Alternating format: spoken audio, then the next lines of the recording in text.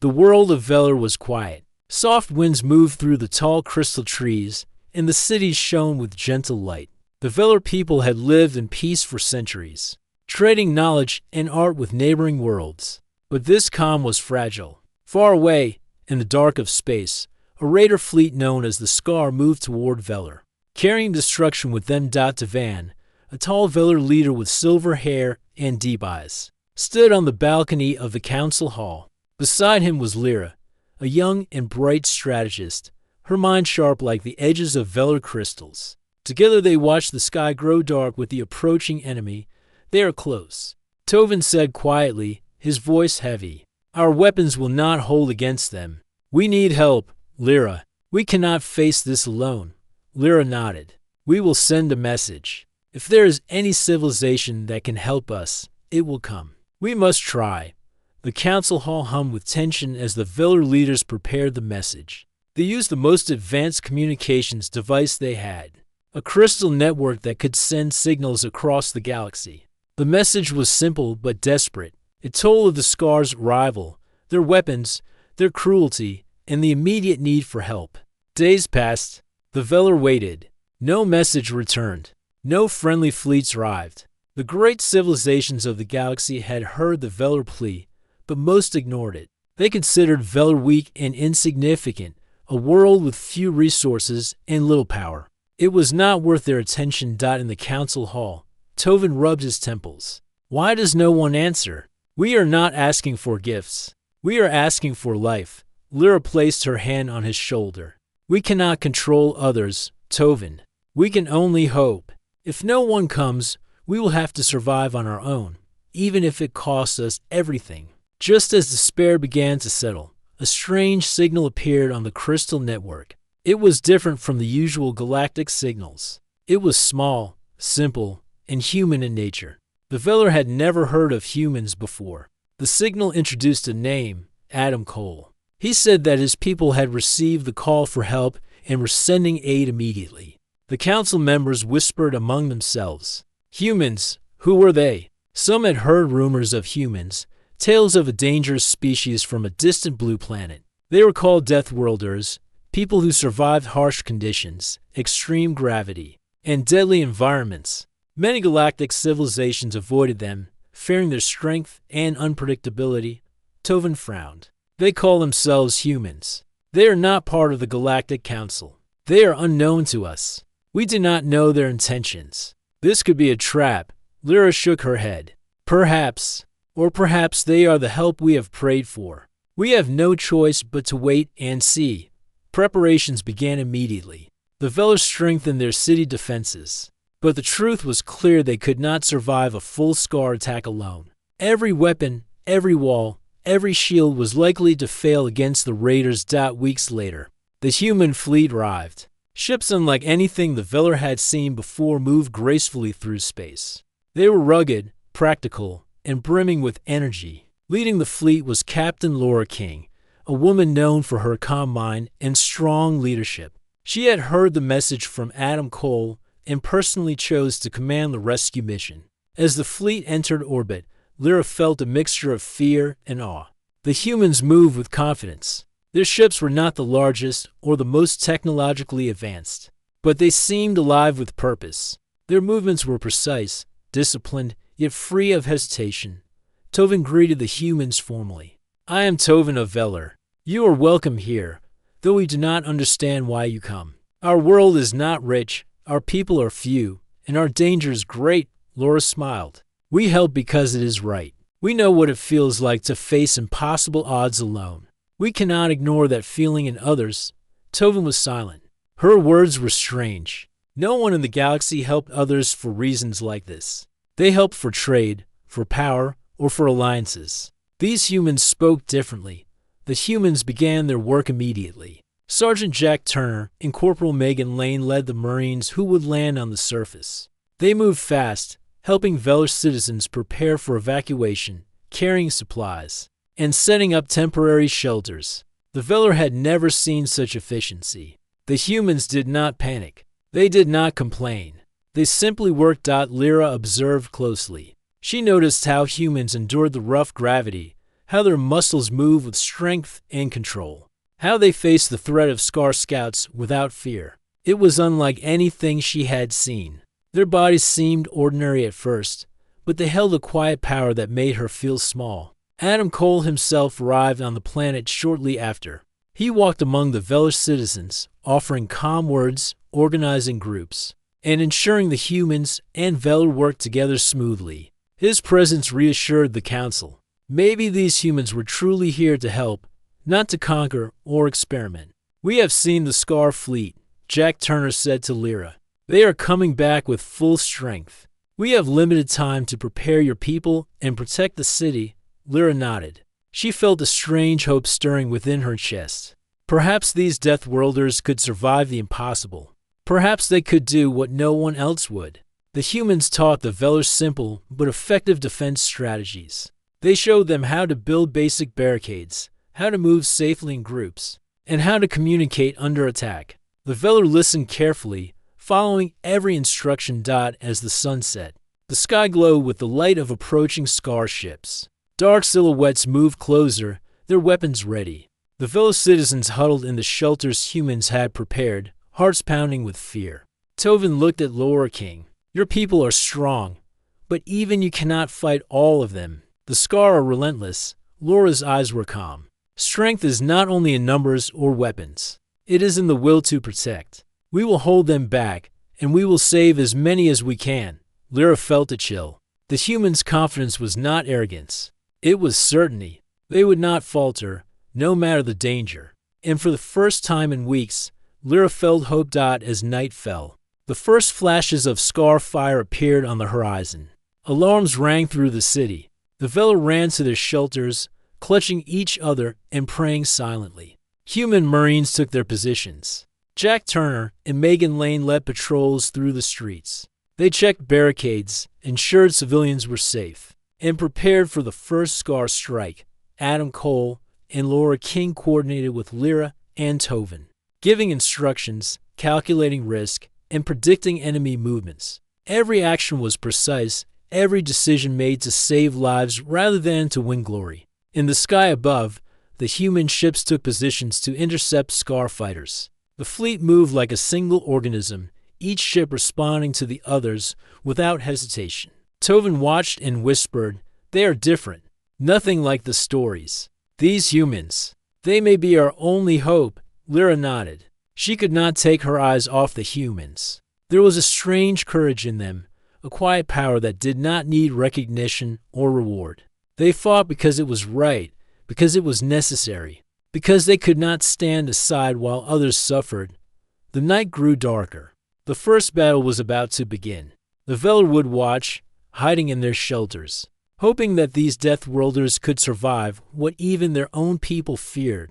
For the first time, Velar felt that help had truly come, not from the great powers of the galaxy, not from the rich or the mighty, but from a distant, small planet, whose people survived the impossible and answered a desperate plea when no one else would. And as the first shots rang out in the sky above, Tovin whispered a prayer not for victory, but for survival. And Lyra, beside him, realized that this night would change everything. The humans had come. The sky above Velar burned with fire and light as the Scar fleet approached. Their massive ships moved slowly, threatening, like predators closing in on prey. The humans were ready. Captain Laura King had already planned the defense. She had studied every report, every map of the city, and every possible route the Scar might take on the ground. Sergeant Jack Turner and Corporal Megan Lane led human Marines through the streets. They moved quickly, checking barricades and ensuring the Velar civilians were safe. The humans worked like a single unit, each one knowing what the other would do before it happened. Lyra watched from a high tower with Tovin. She saw how the humans moved, how they spoke quietly to each other, giving instructions and making small adjustments. There was no panic, only focus. She had never seen anything like it. "They are calm," Lyra said. "How can they stay calm when the enemy is so close?" Tovin shook his head. "Humans are strange. We have only heard stories. Some say they survive impossible worlds, that they are fearless. Maybe it is true, on the surface, the humans began setting up advanced defenses. Ryan Porter and Kelly Ward, engineers trained for dangerous situations, worked with Velar builders to strengthen walls, build trenches, and place traps for the Scar. The Velar watched as humans carried massive stones, welded metal, and moved heavy equipment with ease. The humans did not complain. They worked long hours without rest, preparing for the fight. Jack Turner checked the streets one last time. Civilians are in shelters. Barricades are strong. Traps are ready. We just need the enemy to arrive so we can hold them. Megan Lane nodded. We will protect them. That is what we do. As the first Scar scouts appeared, the humans took positions. The Velar were amazed by the humans' weapons, which were simple but powerful. The Marines aimed carefully, conserving energy and ammunition. When the Scar fired, the humans returned fire with precision. One by one, the scouts fell, their ships crashing into the ground or exploding in space. Adam Cole walked through the streets, checking on the Velar citizens. He spoke softly, calming their fear. Stay calm. Trust the humans. They are here to protect you. Lyra followed him. Why did they fight for us? She asked quietly. We are strangers to them. We have nothing to offer. Adam smiled gently. Humans fight for what is right. We have been alone before. We know how it feels. We cannot let others suffer while we watch. Tovin observed from a distance. He began to understand something he had never known before. These humans were not motivated by power or wealth. They were motivated by empathy, by a sense of duty to protect life. It was strange and powerful, and it filled him with hope. As the Scar fleet approached closer, Laura King ordered the human fighters into the sky. The ships moved with speed and precision, forming formations that the Scar could not easily penetrate. The Scar fired their heavy weapons, but the humans dodged and countered. Explosions lit the sky, but human coordination prevented disaster. On the ground, Jack Turner led a small team to reinforce a key bridge that the Scar might target. The bridge connected the main city to the evacuation zones. If it fell, many Velar could be trapped. Move fast, Jack said. We don't have much time. The Scar are strong, but we can stop them if we hold this line. Megan Lane helped the workers carry supplies and set traps under the bridge.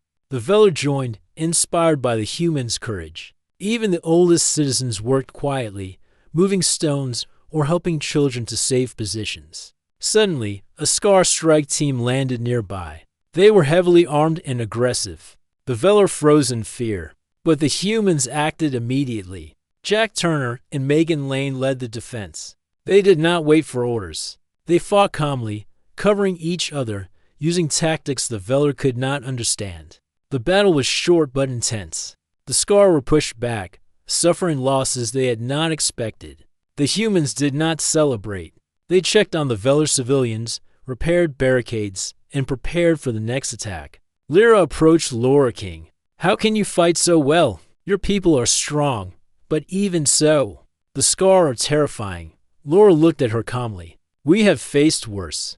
It is not strength alone that matters. It is training, focus, and the will to protect others. We fight because we must, not because we enjoy it. The Velar began to see the humans differently. They were not monsters, as the stories had suggested. They were not cruel warriors. They were protectors. The Velar began to follow their instructions more closely, moving faster, listening more carefully, and trusting the humans to guide them. As night fell, the Scar launched a larger attack. Heavy ships moved toward the city, firing massive weapons that shook the ground. The humans responded immediately. Ryan Porter and Kelly Ward activated shields and traps that slowed the Scar advance. Human fighters engaged enemy ships in space, while Marines on the ground held the streets. Adam Cole coordinated the defense from the central command point. He spoke to Laura King, giving updates and receiving instructions. Every decision was calculated,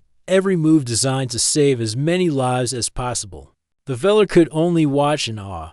Explosions lit the night sky, but the humans did not flinch. They moved through danger as if it were normal. When one human soldier was hurt, others carried him to safety without hesitation. When civilians were trapped, humans risked their lives to save them. Lyra turned to Tovin. These humans, they are not like any other race we have met. They risk everything for others, even strangers. Tovin nodded slowly. Yes, they fight not for glory or reward. They fight because it is right, perhaps. Perhaps they are what we have been waiting for. As the battle continued, the humans began to turn the tide. The Scar, expecting an easy victory, were surprised by the humans' determination. Small groups of Scar ships were destroyed, and the morale of the enemy faltered. Jack Turner led a dangerous mission to destroy a Scar artillery unit aimed at the city center. He moved quickly with a few Marines, avoiding detection and using the environment to hide. Megan Lane followed closely, protecting the team from ambush. They reached the target and set explosives, retreating just in time as the artillery exploded. The Veller citizens cheered quietly from their shelters. They had never seen such courage and skill. They began to understand the human strength, not just in battle, but in heart. Adam Cole met Lyra near the central square. You must tell your people to stay calm, he said. Fear will only hurt them. Trust the humans, and we will protect as many as we can, Lyra nodded, repeating the words to the crowd. Slowly, the panic began to fade. The Vel realized that even in the face of terrifying enemies, they had allies who would not abandon them. The night passed with constant attacks. The Scar tried every tactic they knew, but the humans adapted quickly. Laura King directed the defense, giving orders calmly, moving where needed, and never hesitating.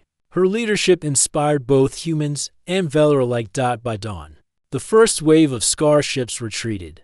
The city was battered, but the Veller had survived. The humans did not celebrate loudly. They moved among the injured, repaired defenses, and prepared for the next possible attack. Tovin watched the sunrise, feeling a mixture of relief and awe. They are incredible, he said quietly. Our people could not have survived without them. Lyra smiled, exhausted but hopeful. They are different from anyone we have ever known. They are not gods, not monsters. They are humans, and they fight for life itself. The Veller began to understand that this was only the beginning. The Scar would return, stronger and more determined. But for the first time, the Veller knew that they had a chance. They had humans, Death Worlders, who survived impossible conditions, who fought for others, and who would not leave them to die. As Laura King and Adam Cole reviewed the reports, they planned the next steps. They would reinforce the city, train the Veller in simple defense techniques, and prepare for the inevitable second wave. Every move was calculated, every decision made to protect life. The humans did not fear the danger. They had faced worse worlds, harsher battles, and impossible odds.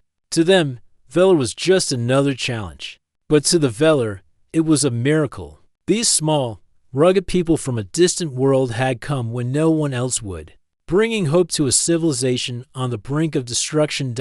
And as the sun rose fully, casting light on the battered city, the Veller knew that this night would be remembered forever. They had seen humanity at its finest, not in conquest, not in power, but in courage, sacrifice, and the will to protect life against all odds. The battle was far from over, but the humans had shown the Veller something no one else in the galaxy had. When danger comes, and when all seems lost, humanity will stand and answer the call, and the Veller would never forget that. The morning after the first Scar attack, the city of Veller was quiet but tense. Smoke rose from broken buildings, and the streets were littered with debris. The Veller citizens began repairing what they could, but fear lingered in every heart. The humans, however, moved with purpose. They did not rest, they did not complain, and they did not waver. Captain Laura King gathered her team for a strategy meeting. Around her were Adam Cole, Sergeant Jack Turner, Corporal Megan Lane, and the engineers Ryan Porter and Kelly Ward. Together they studied the map of the city and the positions of the Scar forces. They will return. Laura said, stronger, more organized. We need to prepare not just to defend, but to fight back. We cannot wait for them to destroy more of this city. Jack Turner nodded. We can set traps and barricades, but we also need to control the high ground. The Scar rely on ranged attacks. If we take the hills and towers, we can slow them down and protect the civilians better. Ryan Porter added, I can modify the shield generators to cover more area, but we will need time and materials. The Velar buildings are fragile, so we must reinforce them first. Megan Lane spoke calmly. The people need hope. We will train them quickly in basic defense. Even small actions can save lives. It is better to fight together than to hide and fear. Lyra and Tovin joined the discussion. The Velar leaders had learned to trust the humans' judgment. They had seen their courage and skill, and it was different from anything they had known. We can provide workers and materials, Lyra said. Our people will do as you instruct. Laura smiled. Good. We will teach your people quickly, step by step. We protect life first, but we also prepare to strike back. Throughout the morning, the humans worked with the Velar to rebuild walls, set traps, and train volunteers. The Velar were slow at first, unsure of themselves, but the humans guided them patiently. Jack and Megan demonstrated how to move in groups, how to use simple weapons, and how to support each other under fire. Adam Cole walked among the volunteers, speaking softly. Fear is normal. Courage is not the absence of fear, but the choice to act despite it. Trust yourselves and trust each other. By mid-afternoon, small groups of Velar citizens were moving confidently under human supervision. Some carried supplies, others helped set traps or reinforce barricades. Even children contributed by moving small objects or helping guide citizens to safe areas. In space, Laura King coordinated human fighters to patrol the perimeter. They flew in tight formations, monitoring Scar movement and ready to intercept. The Scar had learned from the first attack, but the humans anticipated their strategies. Every movement was planned, every counter calculated. As the sun began to set, scouts reported a Scar vanguard approaching. They were fast and aggressive, testing the human defenses. Laura signaled her fighters to intercept. Explosions lit the sky as the humans engaged. They moved fluidly, dodging attacks and striking with precision. Even small Scar ships fell under human fire. On the ground, Jack Turner led a team to the central district. The Scar intended to destroy key communication towers to slow the evacuation. Jack and his team moved quickly, using cover and coordination. Megan Lane covered their flank, her eyes scanning constantly for danger.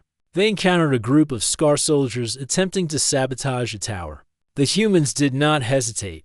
They fought efficiently, each move designed to neutralize the enemy without wasting energy. The Scar were strong, but unprepared for the humans' tactics. Ryan Porter and Kelly Ward activated temporary shield grids, blocking energy weapons and protecting nearby civilians. They moved swiftly from one location to another, adjusting shields as the Scar shifted their attacks. The Velar watched in awe as humans coordinated technology and combat seamlessly. Lyra, observing from a safe position, whispered to Tovin, I cannot believe it. Their people are ordinary in appearance, yet they are extraordinary in action. They are not like any force we have seen. Tovin nodded. We have learned something important. Strength is not measured by size or weapons, but by courage and unity. Humans show both in ways we never understood. As night fell, the humans launched a counterattack. Laura King ordered small squads to flank the Scar and disrupt their formation. Jack Turner led one group through the city outskirts, using side streets and tunnels to strike at enemy supply lines. Megan Lane led another group, covering civilians and cutting off retreating Scar forces. Adam Cole coordinated the ground teams with the fighter pilots in orbit. Every move was synchronized. Explosions from the Scar ships above were mirrored by strikes on the ground below. The city became a battlefield, but humans maintained calm order. The fellow citizens saw the humans risking their lives repeatedly, yet never panicking or showing fear. When a human soldier was injured, others carried him to safety immediately. When civilians were trapped, humans fought through danger to rescue them. Every action demonstrated discipline, courage, and care. In one daring move, Jack Turner led a squad to destroy a Scar communications hub. The hub controlled drones that attacked the city at random. Moving through narrow alleys, they reached the hub, planting explosives. Megan Lane covered their retreat.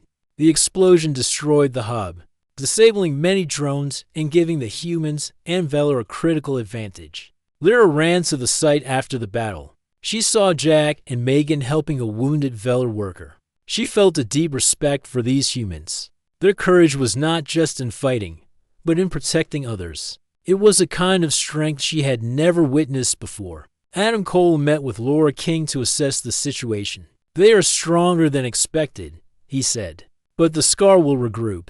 We must prepare for their main fleet." Laura nodded. "We have shown them we are not easy prey. We will continue to protect the city, but we also need to strike fear into them. If they think we are weak, they will attack with everything they have."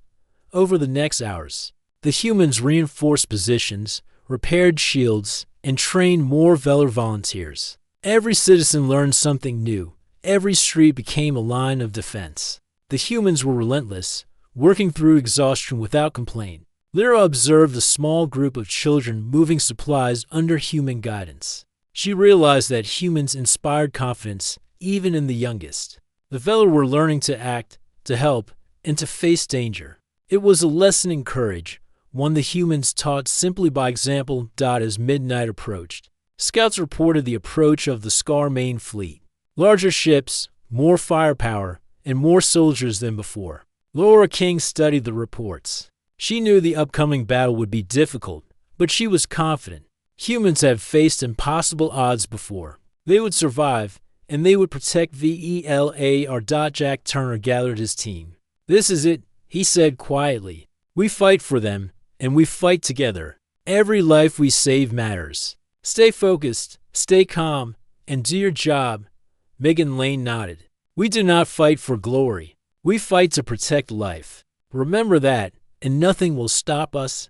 Adam Cole walked among the civilians, offering words of calm and hope.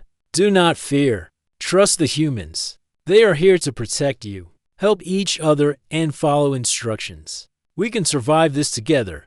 The humans took positions across the city. Fighter pilots prepared for space combat. Marines moved through the streets and rooftops. Engineers activated shields and traps. Every element worked in harmony. From her tower, Lyra watched. She saw humans leading, guiding, and protecting, even as danger surrounded them. She understood that their strength was not only physical, but moral. They acted because it was right, because they chose to protect others even when they could stay safe. The first shots of the main fleet attack erupted across the sky. Explosions shook buildings, but the humans did not falter. They moved, coordinated, and fought with determination. Civilians followed instructions, moving to safe zones. Every action was precise, every life protected as much as possible. Devan whispered. "They are not like any other race. They are Death Worlders, yes, but their courage. It is beyond anything I imagine." Lyra nodded. "They are not only warriors. They are protectors. They fight for life, and they do it because it is right. That is why they came when no one else answered."